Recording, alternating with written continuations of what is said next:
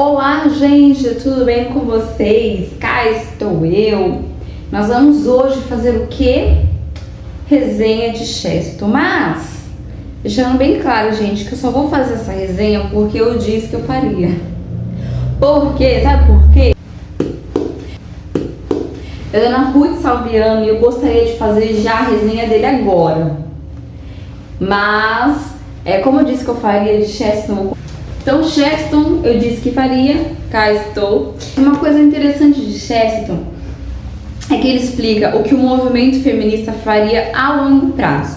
Como a gente falou muito sobre o movimento feminista aqui, nós temos uma série de vídeos sobre a primeira onda do movimento feminista.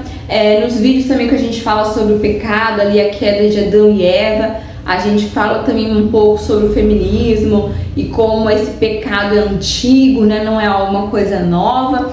Então, achei viável trazer um pouquinho desse livro de Chesterton, né? Porque ele explica como seria o movimento feminista a longo prazo, como interferiria na família, no homem e na sociedade. Então, sem mais delongas, como esse livro ele tem uma linguagem um pouquinho complicada, né? Pelo menos para mim, que não sou uma erudita, né? Apenas uma curiosa, eu dividi ele em 3 partes, que são os temas que ele fala aqui, que é a situação do homem, a situação da mulher e a situação da família, que seriam impactados por esse movimento, por essa ideologia que é o feminismo, né? Então, eu vou fazer que nem eu fiz de Susan Wesley, né? Que eu citava alguns trechos do livro, a gente ia conversando sobre, explicando sobre. Então a gente vai fazer a mesma coisa aqui. Eu separei várias coisas, mas eu tentei dar uma enxugada pra gente não falar muito sobre, né? E aí a gente vai discorrendo sobre esses assuntos, lendo um pouco também para vocês terem uma ideia do que ele fala aqui, né? Então bora lá. Eu separei em 3 tópicos, né? Então, como ele é um homem, então ele fala mais ainda sobre o homem, a situação do homem, né? Então é importante que você compre o livro, que você leia, que você tire também as suas conclusões sobre o que ele diz aqui. Uma coisa também interessante pra gente pensar é que ele era um católico. Um católico pensa diferente de um protestante, né? Católico tem aquela questão da moralidade, do moralismo, de uma maneira de ver a vida como se você fosse uma pessoa espiritual e você se tornasse meio que perfeito no mundo. E não é isso a ideia que um protestante pensa. Nós somos salvos por graça, pela fé em Jesus Cristo. Claro que nós viveremos uma vida correta, né? Porque Cristo morreu para isso. Mas o nosso foco não está em nós mesmos, na nossa vida correta, mas naquilo que Cristo faz e fez por nós, né? Então nós iremos falar muito mais de Cristo do que de nós mesmos, né? Então o que salva as pessoas não é a gente falar da nossa vida correta. O que salva as pessoas é a gente falar de Jesus Cristo, né? Então seria uma forma um pouco diferente que um católico pensa. Mas é interessante que Chesterton, ele fez um livro, se eu não me engano, que até fala aqui no livro, sobre Cristo, sobre a cruz de Cristo. Então eu fiquei pensando, como assim ele é católico e fala sobre Cristo, né? Porque os católicos, eles não se focam tanto na obra, no sacrifício de Cristo. É mais a questão de salvação por obras, né? Das obras que eles fazem, né? Mas ele, como um filósofo, tem algumas coisas a nos ensinar, né? Ele sendo um pensador e tal, um erudito. Tem algumas coisas interessantes que a gente pode aprender de Chesterton, mais uma vez lembrando que católico e conservador não é a mesma coisa que um cristão protestante. Então a gente vai meio que mapear aqui baseado no que a Bíblia diz, né? E algumas coisas que eu acho desnecessário, talvez, eu não vou trazer aqui pra gente pensar, tá? Então vamos lá. Ele começa falando do homem. Então nós temos aqui a página 30. Bora lá. Ele começa aqui falando do homem não prático, né? Um homem que não é muito prático. O que acontece? O movimento feminista, ele traria um novo tipo de homem, né? A gente não precisaria mais daquele homem antigo, retrógrado, meio bruto, não. E aí seria um homem que ele é um poeta, é um cara cheio de toques e não me toques. Mas aqui Chesterton mostra que a função do homem na sociedade, na família, seja onde for, é resolver um problema. Existe um problema e você chama um homem. Então ele cita aqui um exemplo interessante. Por exemplo, você tem ali um problema de... deixa eu achar aqui, ver se eu consigo achar para vocês. Na página 30 ele fala assim: um homem prático é alguém acostumado à mera prática cotidiana, a maneira como as coisas funcionam normalmente. Quando as coisas não estão funcionando, é preciso do pensador, do homem com uma doutrina que explica por que elas não estão funcionando. Enquanto Roma arde em chamas, é um trocadilho aqui que ele faz, né? É errado tocar violino, mas é correto estudar teoria hidráulica. Então, por exemplo, você tem uma situação em que está pegando fogo no lugar. Você vai tocar violino? Não vai adiantar nada, né? Você vai aqui chamar alguém que entende de hidráulica, que pode, os bombeiros mais especificamente, né? Que podem resolver o problema do incêndio, né? Então, o homem, ele basicamente, ele é prático. O homem é prático. Você vai ver que como, por exemplo, ele vai sair, ele pega uma calça, uma camisa, tá tudo certo. Então, isso é característica masculina, né? Então, existe um problema e o que nós precisamos? Nós precisamos de praticidade, nós precisamos da solução desse problema. Não de filosofar, de falar, vamos falar do meio ambiente, vamos falar da natureza, a Amazônia e tal. Mas, por exemplo, a Amazônia está pegando fogo. Vamos ficar falando, fazendo teoria que a Amazônia está pegando fogo? Não, vamos lá resolver o problema, né? Então, o homem prático, ele vai ser prático, vamos resolver esse problema, né? E em um outro momento ele fala o seguinte, na página 56 ele fala da família. A gente já pode emendar a situação do homem com a família, né, que seria o tópico que a gente traria aqui. Na página 56 diz assim: como disse, proponho tomar um só exemplo central. Tomarei a instituição chamada de casa ou lar privado, concha e órgão da família. Aí, pulando mais um pouquinho, ele diz assim: ela é uma necessidade da humanidade.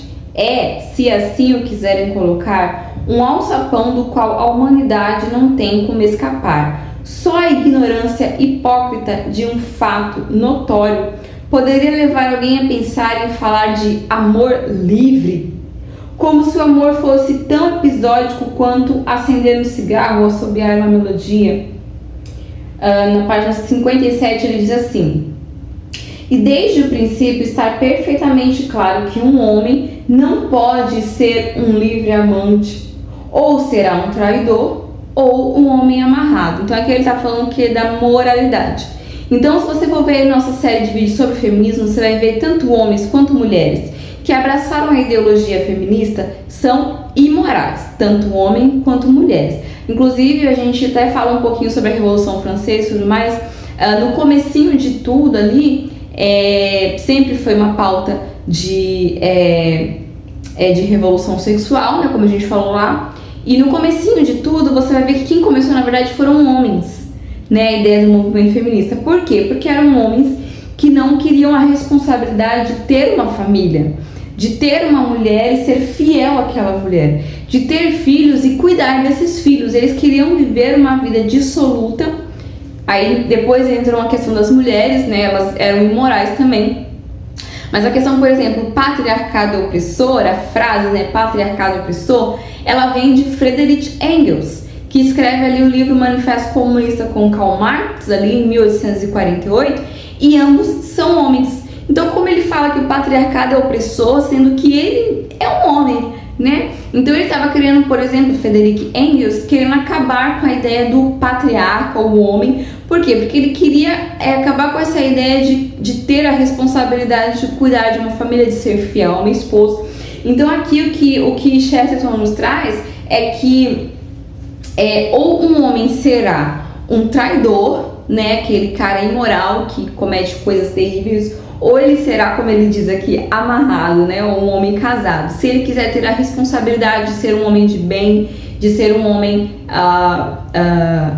que realmente cuida da sua família, ele vai precisar abandonar todo tipo de dissolução, de uma vida desregrada, né? E a humanidade depende disso. A humanidade ela é sustentada por um padrão moral, né? E não apenas a gente aqui, mas a gente está falando, trazendo algo mais transcendente do que apenas a moralidade em si, mas é aquele que disse, que nos deu um padrão para seguir, que é o próprio Deus. Então, Deus ali no Jardim do Éden, desde o livro de Gênesis, ele estabelece uma ordem. Ele faz um homem e faz uma mulher. Ele dá Eva para Adão, e ali você tem um exemplo de família. É um homem que possui uma mulher, é uma mulher que possui um marido. Então, ali é o padrão perfeito de Deus. Passou dali, tá errado. Então aqui ele faz que esse tipo de sociedade, ou seja, as famílias, que faz com que a sociedade, a humanidade perpetue. Se você destruir essa ordem, tem um versículo na palavra de Deus que diz: se forem destruídos os fundamentos, que poderá fazer o justo? Então, se você acaba com toda a ordem da raça humana, com o fundamento daquela vida, né? Aquela criança que vai nascer numa família estruturada, onde tem pai, onde tem mãe, onde tem muito bem estabelecido o papel de cada um na sociedade, ele vai ser um homem, uma mulher de bem, com a sua mente no lugar. Então a gente vê, por exemplo, pessoas que hoje em dia, né, pessoas com a mente completamente confusa, completamente bagunçada. A gente tem doidos mesmo na sociedade que simplesmente não tem nenhum parâmetro do que é certo e do que é errado. Eles perderam completamente a noção mesmo, né, do que seria certo ou errado. Não se tem mais essa noção. Então, uma humanidade que está fadada a viver dessa forma, ela está fadada ao fracasso. Nós sabemos que nós não iremos fracassar, porque Cristo, que é o cabeça da igreja, né, sustenta todas as coisas. Mas nós precisamos sim estar atentos a essas ideias, porque elas rondam, né, nosso dia a dia, nossa sociedade. Se a gente não está atento, a gente, em algum momento, a gente vai meio que cair nessas ideologias, né? Então, a Bíblia fala que a gente tem que ser cristão é combater o bom combate. Então, se é fácil ser cristão, a gente está vivendo errado, porque ser cristão é uma luta, é um combate. Porque você tem a cultura, você tem o mundo, você tem as ideologias, e se você não está atento a essa vida, quando você vê, você está ali afundado. Então, pecado não é apenas aquilo que a gente faz, mas às vezes a nossa mente pode estar contaminada, as nossas palavras contaminadas, né? E por mais que belo que pareça, a gente pode estar meio que afundado nessas ideologias que são antibíblicas, como nós aprendemos, né, na nossa série de vídeos sobre feminismo, são também ateístas, né? E aí mais pra frente, vamos ler agora a página 83 do livro. Tá, na página 83, 34, 35, ele fala da camaradagem, né, que os homens têm, que as mulheres não têm, né? E como isso é complementar, né? Homens geralmente têm amizades com outros homens, eles acabam meio se tornando camaradas, né? É por isso que fazia tanto sucesso a questão dos clubes, né? Onde eles podiam ali bater um papo, ter uma espécie de um ombro amigo que poderiam entendê-los, né? A mulher, por conta da maternidade, né? É claro, uma mulher normal, né? Que a gente tem mulheres, né? Hoje em dia tá difícil. Mas a mulher, por conta da maternidade, ela seria mais aquela questão do amor, do cuidado, do zelo. E de certa forma, essas duas características de homem e mulher, elas se complementam, né? Então, ele fala mais pra frente que um homem que não tem camaradagem, né? Que não entende outros homens, dificilmente ele vai ter uma sociedade que perpetue, né, um governo, uma política, porque eles precisam viver em grupo e eles precisam, até mesmo por meio de debates, de uma conversa, entrar num consenso para andar junto por um bem comum. Homens têm muito isso, né? Então, aí ele fala na página 85, né, que não tem como um homem tratar uma mulher com camaradagem, né? Porque a gente tem hoje em dia a questão dos direitos iguais, né? Mulheres tomando lugares do homem, posições, né? Cargos públicos, né? Onde tem homens e tudo mais, e quer que se tenha uma questão de uma relação assexuada. Isso não existe. Ele fala que isso não existe. Camaradas serão só homens. Então ele fala assim: se eu querer ter uma certa camaradagem com uma mulher, o máximo que eu vou ter é um flerte. Ou seja, eu vou ser um imoral. É isso que ele quer dizer. Porque não tem como. A gente, agora trazendo pela parte cristã, né? A gente tem a questão do pecado. Então a gente tem que estar sempre vigilante fugindo realmente de qualquer oportunidade de uma imoralidade, porque a imoralidade não é apenas a questão do adultério, das fornicações, das prostituições. Os nossos comportamentos, as nossas palavras, as nossas roupas, elas deflagram uma atitude que não honra a Deus, que não glorifica a Deus, né? Trazendo aqui pro lado cristão da coisa, né? Então, ele fala aqui, né? Não tem como eu tratar uma mulher com camaradagem, né? Isso vai ser no mínimo um flerte, né? E aí ele fala da diferença das mulheres. As mulheres, elas são meias, tem aquela questão do amor, a questão por causa da maternidade, do cuidado. Os homens já são mais grosseiros mesmo e tal, mas essa é a função deles, né? Esse é o motivo pelo qual, a forma como Deus criou, né? Macho e fêmea, homem e mulher, né? Enfim, aí ele fala da diferença do homem e da mulher, né? Da questão da doçura que a mulher tem, e isso é importante para a sociedade. Da questão do jeito meio rude que o homem tem, e isso é importante para a sociedade. A gente vê isso nas páginas 83, 84, 85. No capítulo 87, ele fala assim: ora, esse amor masculino de uma camaradagem aberta e uniforme é o que vive no íntimo das democracias e das tentativas de governo por um debate. Então essa questão de você conseguir debater sobre qualquer coisa assim, no final sem ter raiva de ninguém, isso é uma coisa própria do homem. As mulheres já não conseguem, elas já guardam rancor, já ficam chateadas, né? Enfim. E aí ele fala, sem ele, a república, né, ou o governo, a política, seria uma fórmula morta. A gente pode trazer isso até mesmo para a igreja, né? A igreja precisa disso. Então a gente lê, por exemplo, em Atos capítulo 15, né, que teve ali um debate, um concílio para saber como a igreja de Deus seria, né? E a gente vê, né, a gente leu aqui na nossa série de vídeos sobre 1 Timóteo, que a liderança, ela é masculina, e se você for ver em Atos capítulo 15, só tem homens ali, tem os apóstolos, os bispos, os pastores, porque aquilo fazia parte da liderança, e já que a liderança tem que ser masculina, então é próprio de um governo masculino exercer debates, né? Acontecer discussões, isso é normal e precisa se chegar num consenso, né, do que aconteceria. Aqui Chesterton está falando de política, mas na Bíblia fala sobre a igreja funciona assim também. Por isso que que a igreja não pode ser governada por mulheres. A igreja é governada por homens. A gente pode usar esse motivo, mas o principal deles é porque Deus quis. A resposta é essa: Deus quis que fosse assim e vai ser assim, e pronto, e acabou, né? Vamos pular lá pro capítulo 100, que ele já começa a falar da questão da mulher, questão do sufrágio feminino, né? 100, uma parte, né? O objetivo da guerra civil, assim como o objetivo de todas as guerras, é a paz. Ora, as sufragistas não podem empreender uma guerra civil nesse sentido militaresco e decisivo. Em primeiro lugar, porque são mulheres. Em segundo lugar, porque são pouquíssimas. Então aqui o jeito que ele fala parece que ele está sendo machista, opressor e tudo mais, mas quando você pensa em sufrágio, né, teve ali o sufrágio feminino, que foi a luta das mulheres pelo direito ao voto em 1848.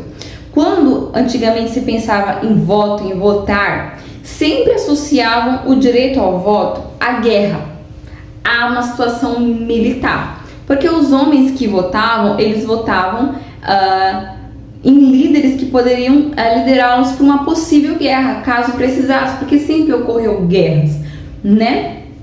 Então era muito estranha essa ideia de mulher votar, não porque a mulher não podia votar, mas porque o voto tinha a ver com guerra. Então eles iam votar em um líder que os levaria para a guerra, possivelmente, se precisasse. Então é estranho esse negócio de mulher votar, porque mulher não ia para a guerra. Mulher não decidia o que aconteceria no governo, quem iria batalhar, quem iria com espada. Elas não iam para a guerra. E eu acho que é até meio que lógico você que deveria, né, um homem que deveria proteger a sua mulher e seus filhos, mandar a mulher lá para a guerra enquanto ele fica em casa, né, tomando sua cerveja. Então não faz sentido isso. Então ele fala aqui que as mulheres, sem sentido nenhum, queriam direito ao voto no sentido de guerra, né? Elas não poderiam ir para a guerra. E ele fala que elas podem, contudo, empreender outra coisa, mas já é uma história completamente diferente. Elas não geram revolução. Tá falando essa questão do movimento feminista, né? Elas não geram revolução. O que geram é anarquia. A diferença entre essas duas coisas não é uma questão de violência, mas de fecundidade e finalidade. A revolução, por sua natureza, gera um governo. A anarquia só gera mais anarquia. Então, o que as mulheres queriam e ainda querem, né? Elas querem liberdade, que seria a anarquia. Eu não quero ninguém que mande em mim, eu não quero ter que me submeter a ninguém, nem marido, nem governo, nem ninguém. Eu quero ser dona da minha própria vida. Acontece que todos nós precisamos de um governo. Não só as mulheres, mas os homens também. Eles precisam se submeter a uma autoridade, seja lá o prefeito, o presidente, o governador, quem seja. A gente precisa de ordem. E nós estamos tratando de crentes, né? Os crentes, a Bíblia fala que quando Deus criou o mundo, a terra era sem forma, vazia, era um caos. E Deus, que é o Deus da ordem, o que ele faz? Ele diz, haja luz. E ele traz ordem a todo caos. Então, uma mulher cristã, né? Tratando de mulheres cristãs, o que ela vai querer? Ela vai querer se submeter à vontade de Deus. Por quê? Porque ela quer ordem. Ela não quer anarquia. Ela não quer bagunça. Assim como todo crente, né? Nós queremos ordem. A gente tá falando a questão da mulher, né? Mas, por exemplo, um homem que rejeita ser líder, porque seria mais cômodo, né? Não mandar em ninguém, não liderar ninguém, vou viver aqui minha vida, né? A gente tá falando, por exemplo, a gente falou de homens imorais que não queriam a responsabilidade de uma família porque era mais fácil, né? Não preciso me ser fiel a uma mulher, não preciso, né, sustentar uma família. Então, existem mulheres que não querem se submeter a uma liderança, existem homens que não querem exercer liderança, né? E tanto um quanto o outro acaba cometendo pecados, né? Cada um no seu quadrado, eles cometem pecados. Então, a gente tá falando aqui de mulheres, mas não é só difícil para nós, né, abandonarmos as nossas vontades, os nossos desejos. É difícil para o homem também, né, tomar uma atitude, tomar a frente. Então, tudo que nós precisamos é o quê? Se nós somos crentes de verdade, nos submetemos a Deus em primeiro lugar e esperar que Ele, pelo seu poder, pelo seu Espírito, trabalhe no nosso coração para gerar ordem, para organizar aquilo que está errado, né? Então, ali, por exemplo, 1 Timóteo capítulo 2:12, que a gente está sempre falando aqui, né? Fala-se de ordem, né? Não permite que as mulheres exerçam autoridade de homem na igreja, né? Ele fala que aí Paulo traz a ideia da queda, né? Que a serpente enganou Eva e traz o pecado de volta, ou seja, ele está falando o quê? Existe uma desordem no pecado. Então vamos organizar isso aqui, vamos trazer de volta aquilo que a palavra de Deus estabelece, vamos organizar para ficar uma coisa bonita, para ficar uma coisa bem feita. Então, é isso que Deus faz conosco. Ele traz ordem a todo o caos. E olha só que interessante, né? A gente pode pensar que Chesterton era machista, sei lá, misógino, sei lá o quê. Mas ele, na página 108, 109, ele faz um poema para as mulheres, né? E é muito interessante porque aqui no prefácio desse livro, né, o autor fala que ele tinha uma filha adotiva, né? Eles não tiveram filhos. E essa filha adotiva viu, né, como Chesterton tratava ele, a sua esposa, a sua família, e ela testemunha de que ele era um pai muito amoroso e um marido mais amoroso ainda. Então ele tinha essa questão do zelo, do cuidado com a família dele, né? E na página 109 ele fala assim: a esposa é como um fogo, ou colocando as coisas em sua devida proporção. O fogo é como a esposa. Com o fogo é de esperar que ela cozinhe, não que se torne a arte da culinária, mas simplesmente cozinhe melhor que seu marido, enquanto ele lhe obtém o coque à custa de suas conferências, enfim. Como fogo, espera-se que a mulher conte aos filhos histórias, não histórias que primem pela originalidade ou sejam obras de arte, mas simplesmente histórias mais interessantes do que contaria um chefe de cozinha. Como fogo, espera-se que a mulher ilumine e ventile, não com alarmantes revelações ou com os mais selvagens sopros do pensamento, mas que faça melhor que um homem faria, depois de quebrar pedras e fazer preleções. Ele tá falando, né? O homem é bruto, o homem quebra pedra. Mulher não, mulher conta histórias, mulher cozinha, não precisa nem ser a melhor cozinheira, mas ela tá naquele ambiente de aconchego, aquele ambiente de carinho, de cuidado que uma mãe promove, né? E ele faz um poema aqui, mais pra frente ele fala outra coisa também bem interessante, deixa eu ver se eu acho aqui. Aí ele fala uma outra coisa aqui também. A maneira mais breve de sumarizar essa posição é dizer que a mulher representa a ideia de sensatez, morada intelectual para onde a mente volta depois de todas as excursões pelas terras da extravagância. E ele fala que a mulher, ela por muito tempo, ela era a guardiã da sabedoria, né? E aí o que nós temos hoje em dia? Nós temos mulheres loucas que simplesmente rejeitam o cuidado com seus filhos, o cuidado com suas casas, para viver as suas vidas dissolutas e tornando-se, né, com a palavra de Deus, né? Pensando que eram sábios, tornaram-se loucos, né? E eu até comentei, né, no nossos vídeos sobre submissão bíblica, né? Eu falei, nossa, eu tenho muito medo de ser louca. E eu aprendi que a submissão a Deus, né, ela nos torna sábios, né? E também a submissão ao nosso marido, aos nossos líderes. E aqui Chesterton faz uma referência bem legal, porque a maternidade, que é uma coisa que eu tinha aprendido também, esse amor maternal que a mulher tem, né, que seria algo natural, né, que não pecaminoso da mulher, faz também com que ela seja a guardiã da sabedoria, da sensatez. Então, a partir do momento que a mulher perde isso, como está lá em Romanos capítulo 2, né, que fala da ira de Deus, né, que até as mulheres mudaram o uso natural, né, como de costume e tal. Se a mulher perder isso, né, ela perdeu todo o seu senso de sabedoria, de sensatez, de lógica. Ela está afundada no pecado. Então ela perde o amor maternal, ela perde o amor pela sua casa. E realmente sem Deus a gente perde o senso de propósito, né? Para que eu preciso fazer isso, né? Então, mas quando a gente tem Deus na nossa vida, a gente tem um motivo, né? A gente tem uma razão pelo qual servir a nossa casa, servir nosso marido, servir os filhos, né? Guiá-los ali, né, no caminho do Senhor. Nós iremos aprender até quando a gente falar sobre o livro Reformadoras, né, da Ruth Salviano. A gente vai ver ali também mães, né, que batalharam ali pelo cuidado dos seus filhos e tal. E seus filhos, né, a gente tem na Bíblia também, né?